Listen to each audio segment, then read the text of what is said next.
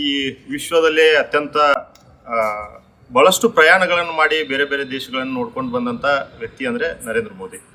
ಅದಷ್ಟು ಬಿಟ್ಟರೆ ಪ್ರಯಾಣದಲ್ಲಿ ಬಿಟ್ಟರೆ ದೇಶದಲ್ಲಿ ನರೇಂದ್ರ ಮೋದಿ ಅವ್ರದ್ದು ಯಾವುದೇ ರೀತಿ ಇಲ್ಲ. ಅದು ಜೊತೆಗೆ ಅವ್ರನ್ನ ವಿಶ್ವಗುರು ಅಂತೇಳಿ ಕೆಲವೊಂದಿಷ್ಟು ಜನ ಕರೀತಾರೆ. ಅವರು ಹೇಳುವಂಥ ವಿಶ್ವದಲ್ಲಿ ಭಾರತವನ್ನು ಹೊರತುಪಡಿಸಿ ಇರ್ಬೋದು.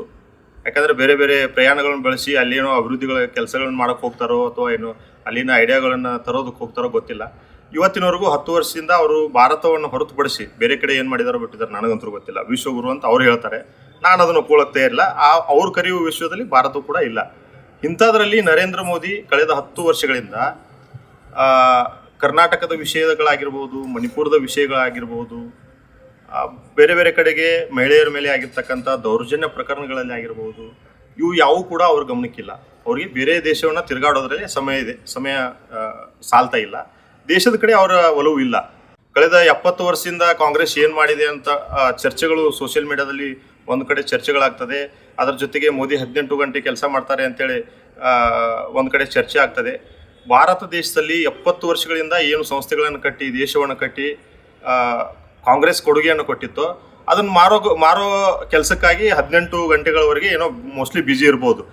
ಅವರು 18 ಗಂಟೆ ಬ್ಯುಸಿ ಇದ್ದದಕ್ಕೆ ಕೆಲವೊಂದಿಷ್ಟು ಪ್ರೈವೇಟ್ ಸೆಕ್ಟರ್ಗೆ ಸೇಲ್ ಆದವು. ಅದರ ಜೊತೆಗೆ BSNL ಅನ್ನುವಂಥದ್ದು ಮುಳುಗುವಂಥ ಪರಿಸ್ಥಿತಿಗೆ ಬಂತು. ನೆಕ್ಸ್ಟು LIC ಇದೆ. ಇದೇ ರೀತಿ ಭಾಳಷ್ಟು ಸಾರ್ವಜನಿಕ ವಲಯಗಳು ಖಾಸಗೀಕರಣ ಆಗ್ತಾ ಇದೆ. ಮತ್ತು ಇವರು ಯಾವ ಉದ್ದೇಶಕ್ಕೆ 18 ಗಂಟೆ ಕೆಲಸ ಮಾಡ್ತಾರೆ ಅನ್ನೋದು ಇವತ್ತಿನವರೆಗೂ ಯಕ್ಷ ಪ್ರಶ್ನೆ. ಈ 10 ವರ್ಷದಲ್ಲೇ ನನ್ನ ಮನಸ್ಸಿನಲ್ಲಿ ಏನು ಅನಿಸ್ತಾ ಇದೆ ಅಂತ ಹೇಳಿದರೆ, ದೇಶವನ್ನು ವಿಭಜನೆ ಮಾಡುವ ನಿಟ್ಟಿನಲ್ಲಿ ಕಳೆದ 10 ವರ್ಷದಲ್ಲಿ ಅವರು ಟ್ರೇಲರನ್ನು ತೋರಿಸಿದ್ದಾರೆ. ಇನ್ನೇನಾದರೂ ಮುಂದಿನ ಚುನಾವಣೆಯಲ್ಲಿ ಅವರು ಆರಿಸಿ ಬಂದರೆ ಖಂಡಿತವಾಗಲೂ ದೇಶದಲ್ಲಿ ದುರಂತಗಳು ಸಂಭವಿಸ್ತದೆ. ಅವರ ಪಿಕ್ಚರದ ಅಂತಿಮ ಘಟ್ಟವನ್ನು ತೋರಿಸುವಂಥ ಮುಖವಾಡ ಆಂತರಿಕವಾಗಿ ಅವರು ದೇಶದಲ್ಲಿ ಕೆಲಸ ಮಾಡ್ತಾ ಇದ್ದಾರೆ.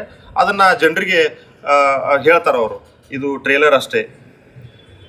ಯಾವುದು ಟ್ರೇಲರು? ಡೆಲ್ಲಿಯಲ್ಲಿ ಪ್ರತಿಭಟನೆ ಮಾಡಿದರೆ ಟೈರ್ಗಳಿಗೆ ಮೊಳೆಯನ್ನು ಚುಚ್ಚಿ ರೈತರು ಡೆಲ್ಲಿ ಪ್ರವೇಶ ಮಾಡದೇ ಇರೋ ಪರಿಸ್ಥಿತಿ ನಿರ್ಮಾಣ ಮಾಡೋದು, ಅವ್ರ ಮೇಲೆ ಗುಂಡಿನ ಏಟುಗಳನ್ನು ತರೋದು, ಗುಂಡಿನ ದಾಳಿಯನ್ನು ಮಾಡಿಸೋದು, ಇದು ಟ್ರೈಲರ್. ಇನ್ನೇನಾದರೂ ಮತ್ತೆ ಅವ್ರ ಅಧಿಕಾರಕ್ಕೆ ಬಂದರೆ ಖಂಡಿತವಾಗಲೂ ಯಾರೂ ಕೂಡ ಸರ್ಕಾರದ ತಪ್ಪು ನಿರ್ಧಾರಗಳ ವಿರುದ್ಧ ಧ್ವನಿಯನ್ನು ಎತ್ತುವುದಕ್ಕೂ ಕೂಡ ಹೆದರಿಕೆ ಬರುವಷ್ಟು ಕೆಟ್ಟ ಪರಿಸ್ಥಿತಿಗಳು ಭಾರತಕ್ಕೆ ಬರ್ತದೆ.